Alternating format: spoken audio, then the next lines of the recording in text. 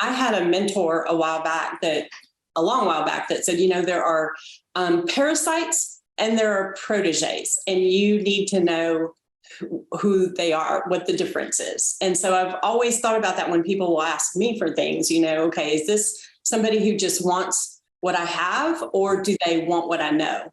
Because, I've always been one of those people that, I want to be the dumbest person at the table because there's so much to learn, right? I mean, that's how we get where we're going, is through mentorship and people who can share their hindsight so it becomes our foresight.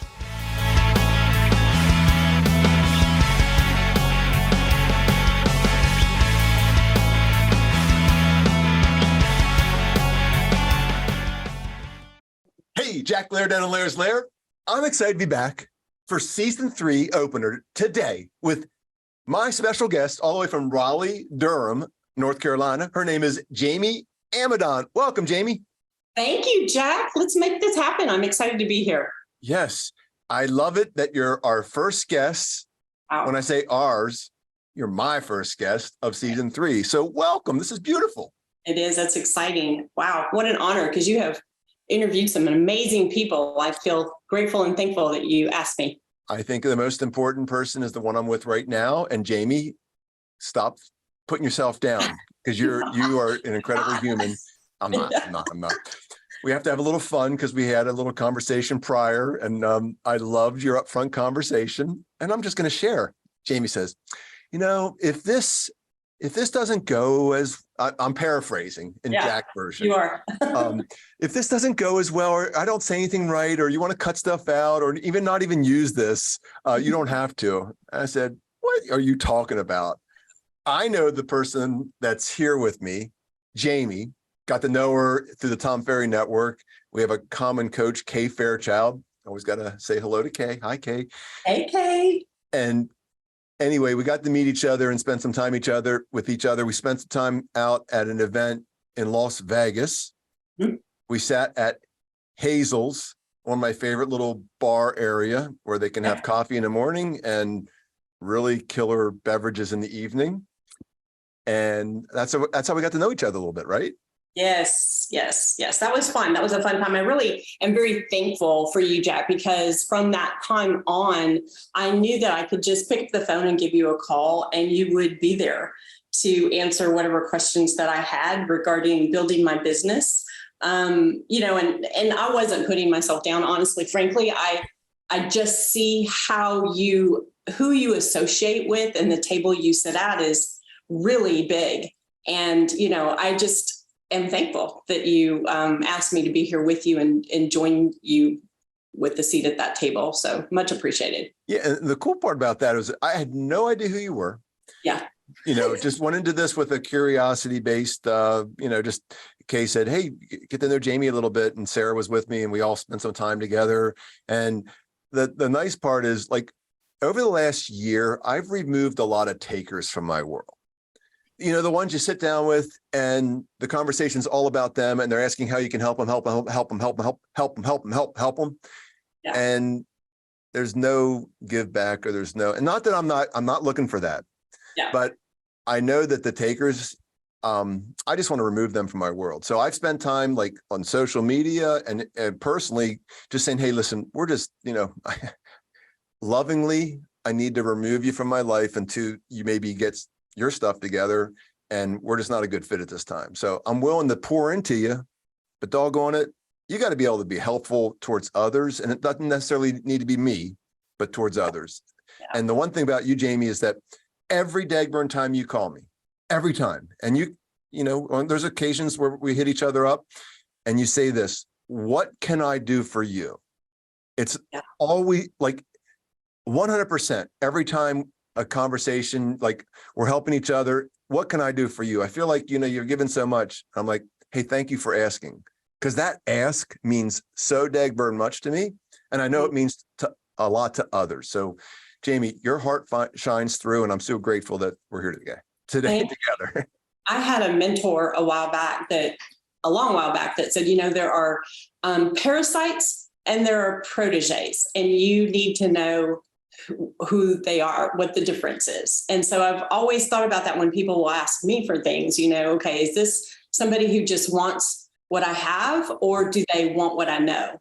Because, I've always been one of those people that, I want to be the dumbest person at the table because there's so much to learn, right? I mean, that's how we get where we're going, is through mentorship and people who can share their hindsight so it becomes our foresight. So profound already. I'm excited to dig into this, but let's get a little bit of your background, because you weren't always a real estate sales professional. Mm-hmm. Where'd you come from? Okay, well, I grew up in the mountains, believe it or not, in a ski resort in northern New Mexico. And I decided as a young girl, I got my first job. I knocked on the door of an award-winning gift shop every single day until they gave me a job. I was 10 years old. Wow. And I knew back then I did not want to live in the sea of sameness, right? I never wanted to accept smallness over greatness. I knew it was possible. I didn't know what it was. I didn't know how I would ever get there, and I'm still not there, right? But I took the journey that was the quest for more. There's got to be more out there. There's always more out there. What more can I learn? What more can I do? So I started in the gift and decorative accessories world very young. And then I opened up a store in Tucson, Arizona in the 90s. Wow. And that was a huge leap of faith. There's a long background story behind that we don't have time to get into.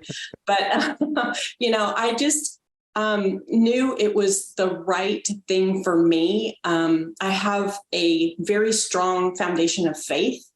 And I knew that the Lord was sending me to the desert. And he even said, where you'll seek me and you'll find me and you'll call me by my name, Yeshai, which I learned much later that it means my husband in Hebrew.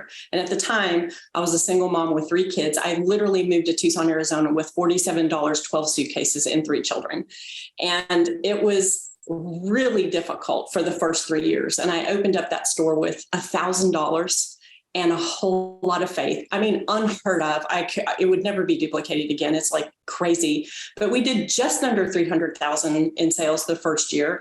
And it was like a dream come true for me. But the journey of that was really, truly where growth and development was birthed, because it was a moment by moment, day by day step of faith and seeking wisdom and seeking other people who had been down that path before me so that I could really shorten the journey. It's kind of like that 40-year journey around Mount Sinai that should have taken 11 days.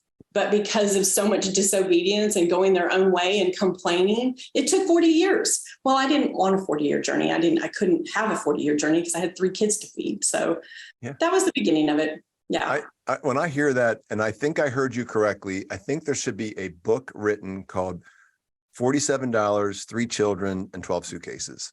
Yeah, it's a story. Let me tell you, it's a story. Yeah, I will talk about it another time, but it was big. It was big, and it was a turning point in my life. And it was the beginning of really discovering. I think that, don't you ever wonder if each of us has an assignment, right? Kind of like Moses, who was called to lead his people out of captivity, right? I see the assignment on each of our lives to choose transformation by the renewing of our minds, and then go out and pour out what we've gotten from the journey onto those around us, especially our families. It's like you can break generational chains, all the junk that we have in our minds that's keeping us captive really can be disappeared. It can go away so that you're free to create a life that you really want to live. So Jami, so Shane's our production, and he's listening and taking notes. And I'm just going to say something, because when you said before about not using stuff, I got to tell you, the damn nuggets coming out of this young lady's lid through her mouth. Oh goodness. If you're not recognizing that, stop listening, go bye-byes, because this is real good stuff. Jami, I love it. So you made you're in Tucson. What'd you do next? Did you get into real estate? Did you do lending? Well, honestly, I had, so we closed the store. It was a wonderful home accessory store. I opened up a store. Okay. I told you that. Okay. And it was awesome. We were written up in magazines all over the country. I mean, what I did was I gathered what I had, and that was a network of artists. And I had them create, artists can starve in several months out of the year because they're not in season selling their big pieces. And so I said, hey, let's get together and make some smaller lines. And I can, sell those in my store. So I had things like, at the time, Tucson, in my opinion, was, pink and turquoise coyotes with bandanas around their neck. And I'm like, oh, I'm from New Mexico. You don't know what Southwestern looks like. Let me bring you a little Southwestern. And so we painted our wall red, caliente red, and we had, it was just beautiful. And I forgot where I was going with this. What was the question? No. Like your transition. Yeah, I love it. Like you're getting into it. You're talking about that certain color red wall, but no, you basically shut down your store. I shut down the store. Yes. Okay. So we closed the store just before 9/11. So that was another huge blessing because no one made it after 9/11. I had 3 employees and they were all going their different directions, and I was getting married. And, I was like, I don't really need this store anymore. And so we closed it. I was able to write like about $5,000 worth of checks just to cover all the invoices that we didn't, had unpaid, which was unheard of in retail. No kidding. Yeah. And then 9/11 happened, and the city kind of shut down. Tucson had a lot of people that would come in and bring businesses for golf, meetings and things like that. And so I'm working for free at the school as a volunteer, PTA mom president. Oh my God, I'm sitting there going, why am I doing so much work for free? But anyway, the one of the moms, her husband was a mortgage lender. He was a partner in a mortgage company. And she said, gosh, Larry really needs your help and, to getting his business together. And I said, sure, why not? And I'll tell you, that was the beginning of my mortgage career, which honestly never should have been. But I remember Larry telling me that I would never be successful because I wanted to tame the industry. I wanted to put systems and structures around it because I'm like, you're crazy, dude. We were doing 80 to 100 files a month. And so it was insane. And he said, you will never be successful in mortgages. And I'm like, watch me. And so, that's how the mortgage journey started. And I ended up leaving that company, that dysfunctional company, and starting my own branch. And I was a branch manager, technically, had 13 people on my team. We did quite well. And, but I hated it. I really didn't like the mortgages at all. I mean, it was like the more you know, the more you don't want to know, like put your head down and kind of like la, la, la. So it's one of those industries, I think. Yeah. Oh my gosh. So you're in the mortgage world. What was that next step into real estate? Yeah. Okay. Well, so I got cancer in my eye and it was melanoma. And I really thought it was God's way of saying, you really need to take another look at your life, because I was on the phone, 2 phones at a time, never there for my family. I had kids and a husband, and, they would have to say, could you please put your phone down? So I just got out of the business and took a little bit of a break, and actually started to work on myself at that point, because I had given myself over to my work always. That was my identity. If I was successful in my work, then my identity, I must be successful. That's what I believed at the time. And so, and you see people running into the brick wall over and over and over again, and they don't know how they got there. They just got their foot on the gas, 90 miles an hour until they crash. And I thought, what do I need to do? And so I started really seeking out mentorship. I actually got into, believe it or not, a multi-level, and this is how I got started in that mindset game. Okay. But I became one of the top 1% of that company, and it wasn't for me either. But what I learned was that I can't walk towards my greatness. I can only walk away from it. Right. And that was the words of another mentor that I had. And I started seeking out what that meant. And I recognized that, I thought everything in life I wanted was out there, right? And it wasn't. It was already in here. And, putting your head and your heart together, when that comes together, miracles happen. Miracles happen. And I wanted to share that with women. And I started a mentoring community for women called Decide to Fly.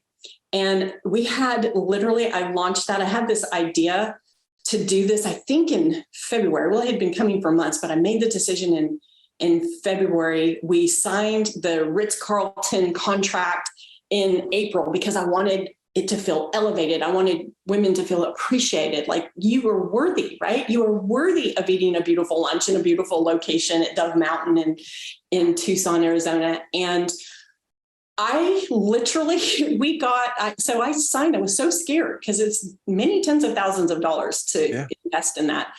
And I didn't know a thing about that world at all. We ended up having 212 tickets sold. We sold out. We had 202 women actually attend. And it was just really encouraging other leaders to go find their tribe and invite them on this journey with us. So, it's kind of that divide and conquer thing. So that was beautiful. And I still mentor women. I actually did a lot of private coaching for women in the C-suite level of, their careers. They're that typical, I've been going 100 miles an hour. I don't even know how I got here. My life is falling apart. What do I do now? And it's really a matter of incompletion. Like, people have so much inside of them that needs to just get completed. So they're free to move on, So, yeah. When did you get your license? When did it? In real estate, like, how do we turn this back into real estate? Okay. No, it's okay. I just want to get there. I'm loving the story. Yeah, it's important to understand those, because those are the things that make you so great at what you're doing right now. I love what I'm doing right now. Like, I love what I'm doing right now. Real estate is it for me. And we moved to kind of like put a dart on the map and said, where are we going? And it ended up being Raleigh. I wanted a place with 4 seasons. I wanted nice people. Living in the desert, everything wants to kill you. The people were great, but I hated the desert, truly hated the desert. And so we came to North Carolina and we're like, this is it. This is where I'm going to be. It's so beautiful out here and the people are so friendly. And, I kind of took a year off of everything and put my house together, and I was spending money like I was still making it. And I walked in the door one day and I said, man, I really feel like, this was 2016. And I said, I really feel like Raleigh is on the verge of something. It's just like one of those things that was in the air, right? I had listened to the Raleigh Regional Development Committee talk about how they chose to diversify the economy by making sure that it wasn't reliant just upon one industry. I mean, we have, education, we have technology, we have research and development, we have the medical, we have, companies that are making medications. So we have that kind of industry around here. And I'm like, I think this place is ripe. And I looked at my husband and I said, do you think I need to get my real estate license? And he's like, yeah. Please do. So, I was in school the next weekend, and then, 3 months later, I had my license, and I just started to figure out real estate from there. And I actually joined Tom Ferry Group. It was, having had so many mentors. I have 2 coaches now, of course, Kay Fairchild and Tom Ferry, and then I have a mindset coach as well. And knowing that I really haven't done life without a mentor in so many years that I don't know that I ever would again, right? I'm always looking for who knows more than me so it can shortcut that journey. So, so here I am, and we're, working our way to a significant business here in Raleigh. Have a ways to go, but I like what we've done so far in the short amount of time that we've been here. So, yeah. That's great. And like, with your real estate business, what do you specialize in? What are you doing to grow your business? You mean besides listening to you?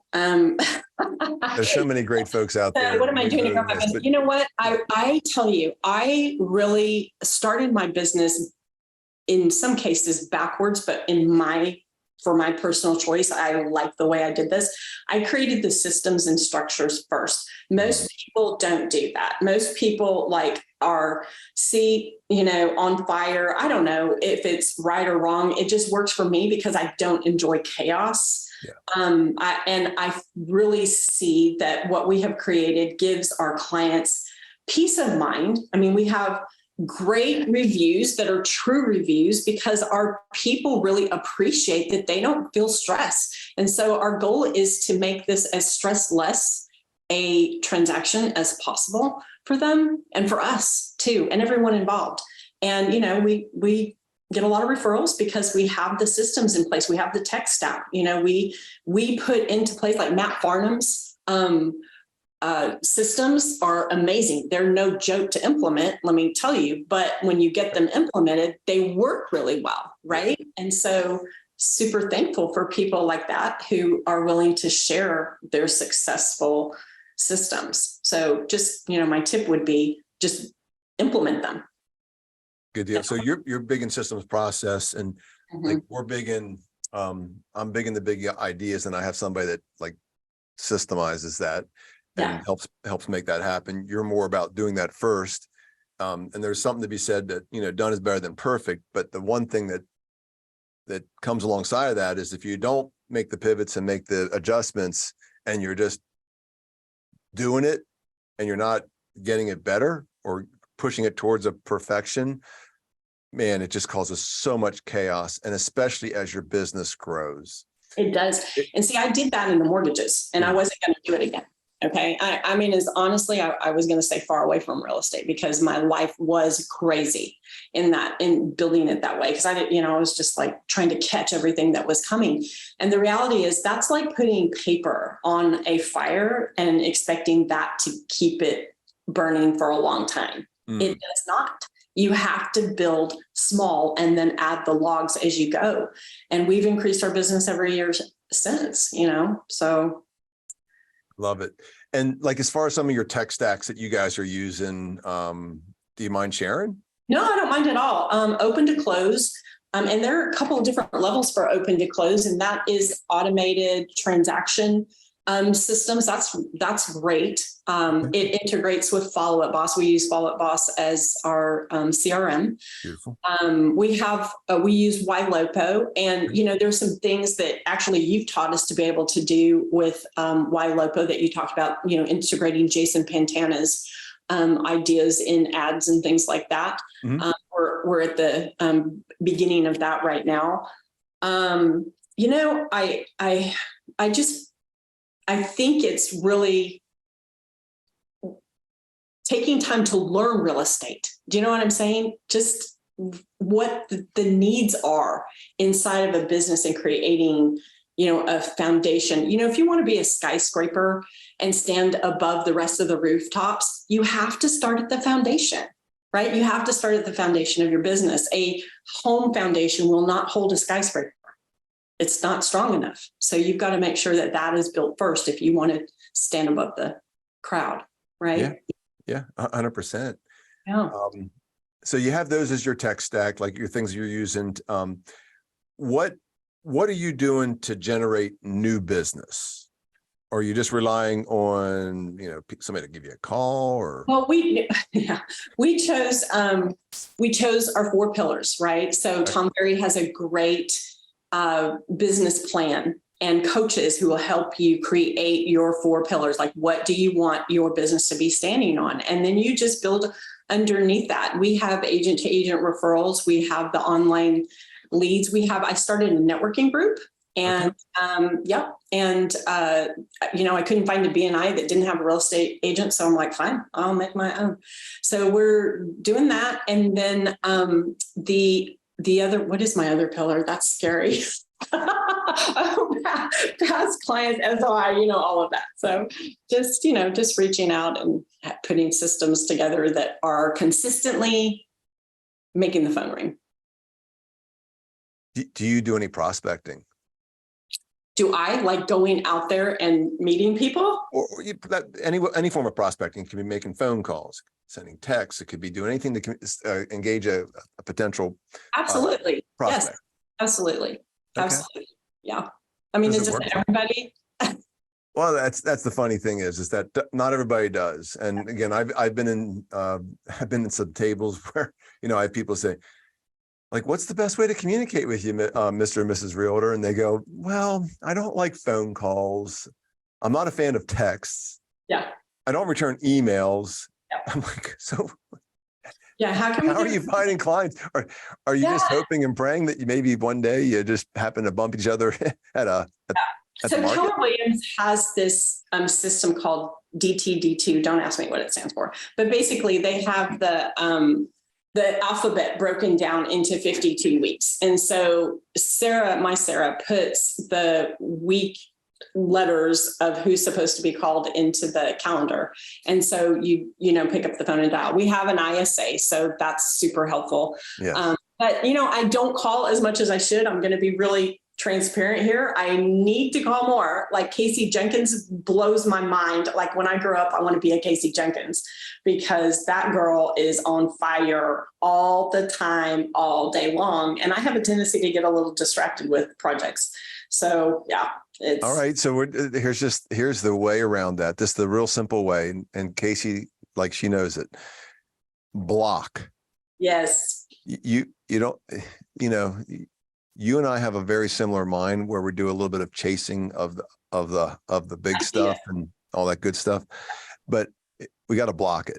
Yep. And if it's not ignore the block, because I'll ignore the block. I'm not going to lie.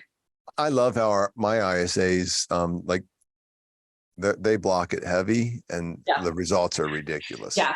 I'm very thankful. I have a phenomenal ISA who's time blocked and very efficient and,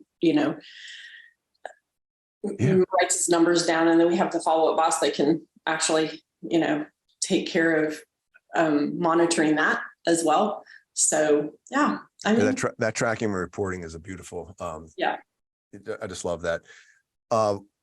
Like what else? Like as you grow your business, where do you see the best opportunity for that growth? I think this is what you're asking. Like there's a huge gap to me in people moving to the area and reaching those people, right? Mm.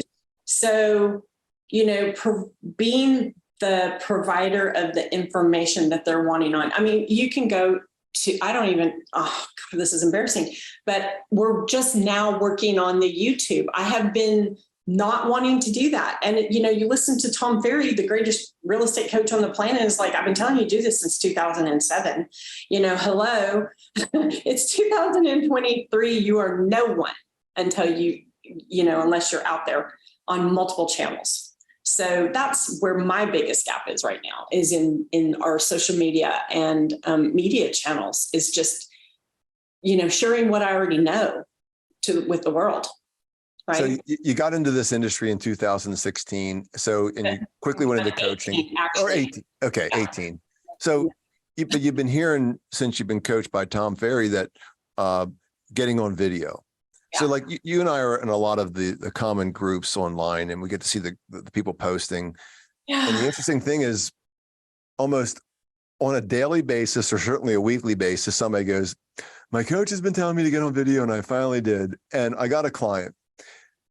I mean, the good news is that right now, even if you didn't listen since 2006 or 18 or whatever, and you just do it now, and then the other part is staying consistent. Yeah. I get to see it on our team. I get to see what happens in my world by being consistent. And like, I see people on our team getting a call and say, oh my gosh, I moved into the area. I've been watching your videos. They never liked, they never commented, they'd never shared, they'd never done anything.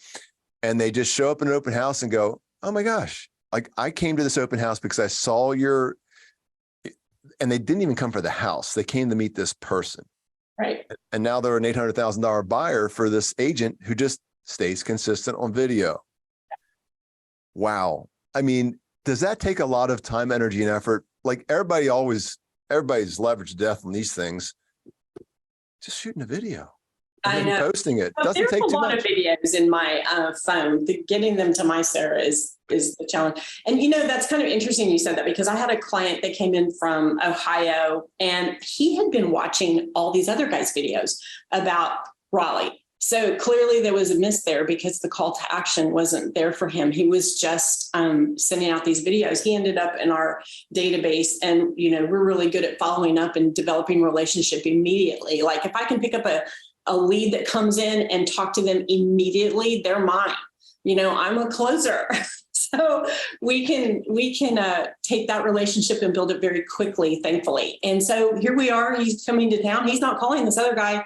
He's calling us, because I think that, once you establish a relationship, and that's the biggest thing is to establish a relationship. And I think that's the purpose of video, is to let people know who you are in a really authentic way, right? So they feel like they have a relationship with you already. But once you do that, you're always moving them to the next step, to the next step, to the next step. Here's what we need to do next. Here's what comes next. Let me show you this. And you're just constantly moving them down the Roman road, right?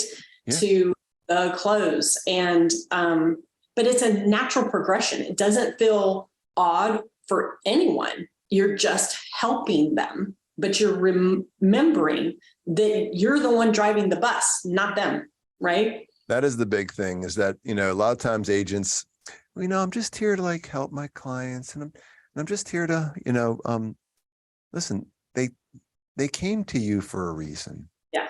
Whether it was a Zillow lead, a realtor.com, an online, or a call into the office, or whatever it is, they're looking for help and guidance, and they're looking for a pilot. Yeah. Or at least a co-pilot. Okay. And then helping them and guiding. I'll use the word, guiding certainly seems to be a very negative word in a lot of the realtors, but at least that's what I get to hear often. But man, they're looking for your guidance. Yeah. You're the expert. Be the expert. Yeah. I mean, come on. I mean, here's the thing. It's in all of that mindset work that we're talking about, you develop a listening.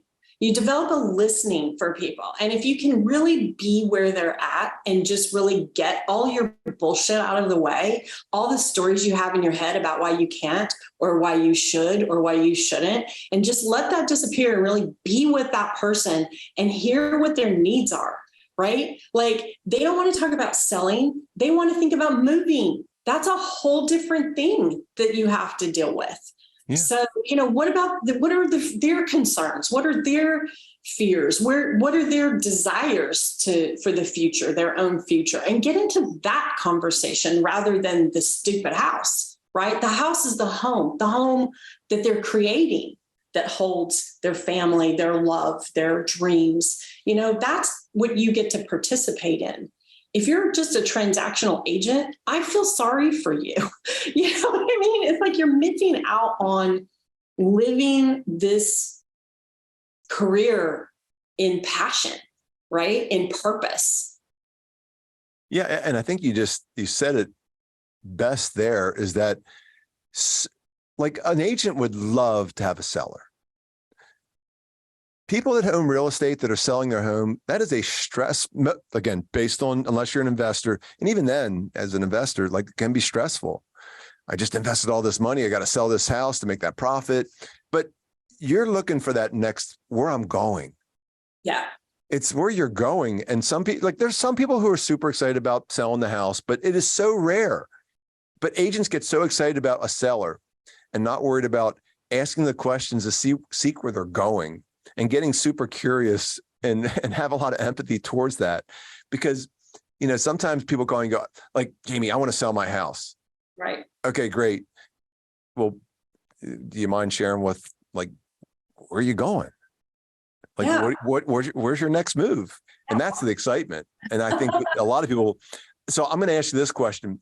What do you think is the number one thing a new agent getting into the business, what should they skill build, or what would you recommend to them? Learn the conversations. I mean, I'll tell you, Phil Jones right now has a phenomenal program, the book, What to Say. for real estate agents. Mhm. There's another book out there for new agents that I always recommend, because we do have a mentorship program where we're at too. And it's Ninja Selling for Real Estate. That's a very like easy step into, it's helping them learn to listen, right? Yeah. And practice the conversations. So the conversations that lead people to the next step. I mean, some people, like I've been in sales, right, since I was 10 years old. I mean, for real. That was a real store that I worked in, and people would go, come listen to this girl, 12 years old, talking about, whatever.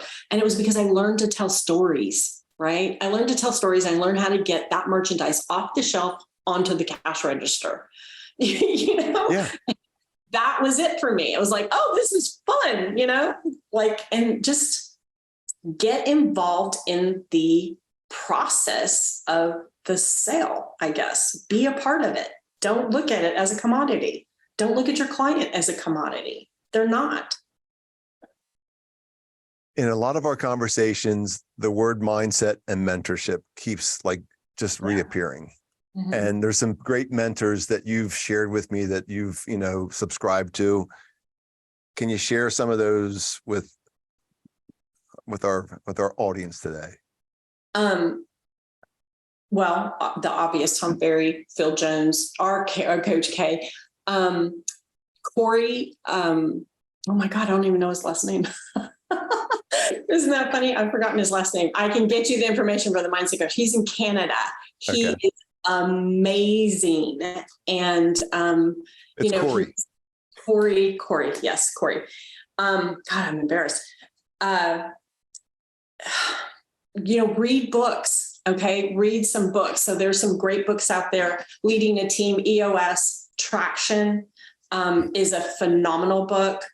5 Dysfunctions of a Team, The Motive, right? It focuses on why you're leading a team in the first place. That's Patrick Lencioni. I can't pronounce that right, but I'm reading right now the little book of Red Book of Wisdom that's on my desk. I just ran across it. I was up in Blowing Rock, North Carolina with my daughter this week, which was amazing. And I ran across that book and by Mark DeMoss. And it's just, fill your mind.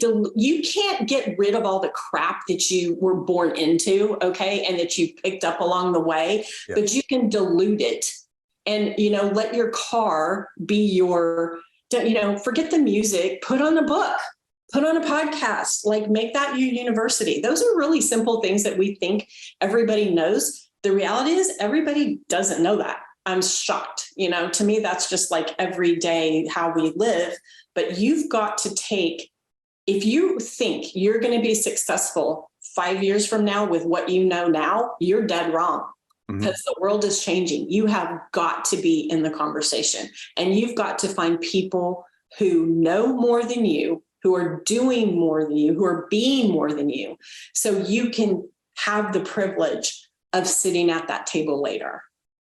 I think that's it right there. And sometimes, you have some success and you're like, man, we're killing it. And I've had it where we were just one of the top performing real estate teams in the country, where minimal agents, crazy volume. And you just think that your way is the only way. And then you go and you meet some folks and you get in proximity of some killers, ridiculous. And I hate using the word rock star because, realtors aren't rock stars. Rock stars are rock stars. But there are definitely killers in this industry that are out there kicking butt, taking names. And then I've been getting around those folks and just learning and taking little pieces from them and go, oh my gosh, that is a credible idea. So that openness to learning. And I just learned of a couple of new technologies this week that we're implementing, and just making those little adjustments, because again, what I knew yesterday is not going to help me later this year even. No. It's good knowing that we're all being, not all of us, but it's good to know that the two of us are being open. And I encourage everybody to be open to new things. Yes, 100%. I mean, that's living, right? That's where there's joy in your business, in your career, is in the journey of growth and discovery.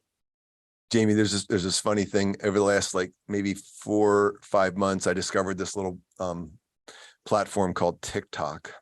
And I got caught up in the TikTok wormhole, but I've met some people in that world that we've connected on social media that are business and some incredible folks with some beautiful minds and things that they're sharing that I've learned from, not just how to talk to a police officer when they pull you over and all the other stupid that comes alongside of TikTok, but there are some great things on social media that, my gosh, I'm learning a ton, like on wealth building and asset protection and stuff, and then helping our team with some performance.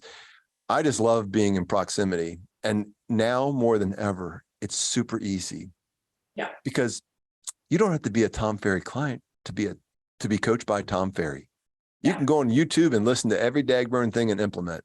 You can go listen to John Cheplack or a couple of these other killers in this world and just take that information. Yeah. There's some stuff that you shared today that take that information. There's some stuff that I get to be around people and then I bring it back and share it. My gosh, take that information and use it to your benefit.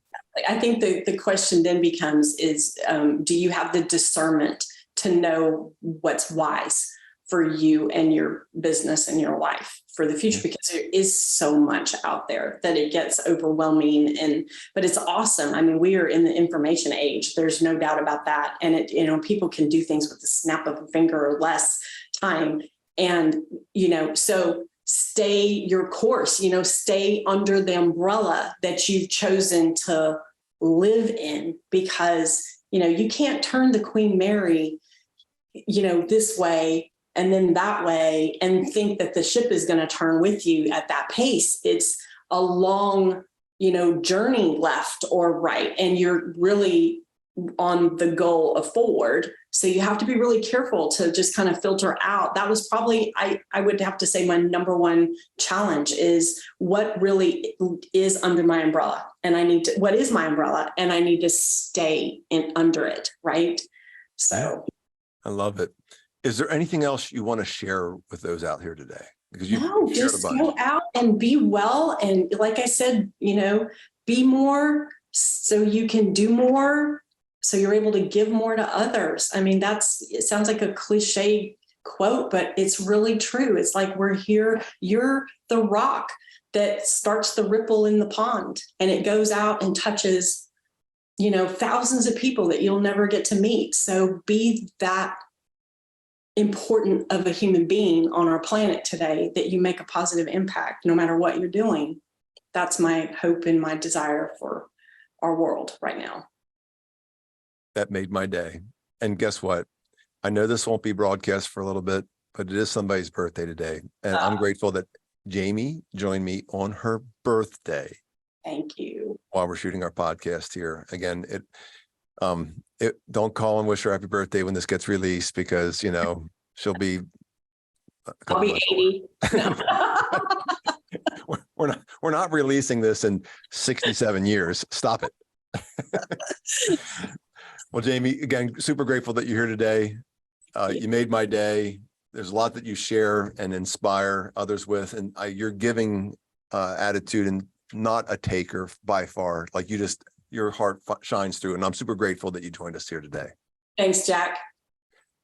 Hey, if this resonated with you, please like, share, subscribe, make good comments, and hit up Jami, because if you're down in the Raleigh, Durham area in North Carolina and you need a referral partner, Jami will take great care of your clients. Make your day great.